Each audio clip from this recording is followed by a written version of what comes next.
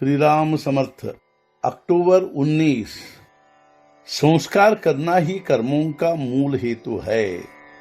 धार्मिक संस्कार बहुत अच्छे होते हैं क्योंकि उनसे हमारे मन को योग्य दिशा प्राप्त होती है। प्रत्येक धर्म में संस्कार होते ही हैं। जिस व्यक्ति पर किसी प्रकार का संस्कार नहीं, वह किसी धर्म का नहीं होता, फिर वह नास्तिक हो या आस्तिक। वस्तुतः कोई भी कर्म विधिवत नहीं होता, किंतु मनुष्य कम से कम संस्कार कर्म शास्त्र की पद्धति से करे। उसमें जो कुछ दोष होंगे वहां भगवान का स्मरण करे, क्योंकि भगवान के प्रति श्रद्धा बढ़े, यही संस्कार का मूल हेतु है। संस्कार करते समय जो आवश्यक होता है वह धार्मिक विधि तो किया ही जाए, लेकिन जिनके मन में आपके बारे में प्रेम है और हमारे मन में जिनके लिए प्रेम है, उन सब को स्नेह भोजन के लिए निमंत्रित किया जाए। कीर्ति और लौकिक न बढ़ाए जाए। जो बुरा है उसका त्याग और जो अच्छा है उसका स्वीकार, यही संस्कार का मूल हेतु है। संस्कार भगवान का स्मरण करा देते हैं। समाज बंधनों के सिवाय रह ही नहीं सकता। हमें बंधन नहीं चाहिए, ऐसा कहने वाले लोग बावले हैं। बंधनों के कारण ही हमारे धर्म को सनातनत्व आया है, अतः बंधनों को बहुत महत्व है।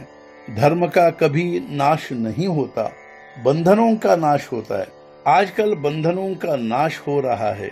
पहले धर्म के बारे में श्रद्धा थी, इसलिए इतने सुधार न होते हुए भी समाज स्वस्थ था, किंतु आज विश्व के बाह्यांग में अनेक सुधार होते हुए भी उन सुधारों की नींव में धर्म तत्व न होने से मानव स्वास्थ्यपूर्ण जीवन से वंचित हैं।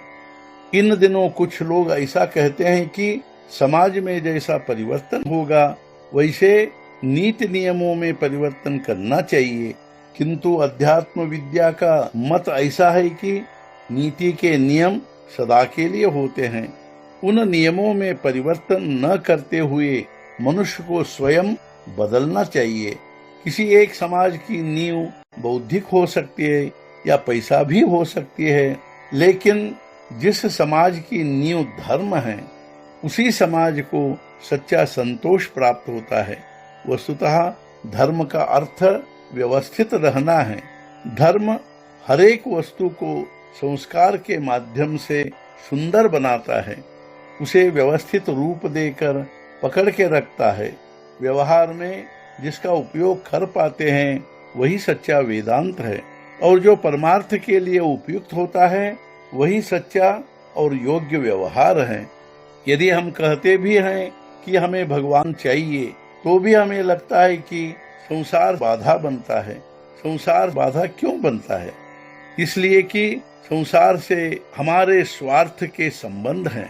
संसार से निस्वार्थ भाव से व्यवहार करने की हमारी आदत नहीं है। हमारा संसार से मोह नहीं छूटता। ये सब मिटाने के लिए वास्तव में हमें निस्वार्थ बनना जरूरी है। उसके लिए हमें अपना मन नियंत्रण में रखना चाहिए, और उसके लिए नामस्मरण ही एकमात्र साधन है। जन्म पाकर कुछ करने की इच्छा हो तो भगवान को न भूलते हुए कर्म करना चाहिए। बस इसी से सफलता मिलेगी। आज के मुख्य विचार: नामस्मरण में रहकर जो गृहस्थी करेगा उसकी गृहस्थी पूर्णत्व को पहुंचती है। सद्गुरुनाथ महाराज की जय। जय जय रघुवीर समर्थ।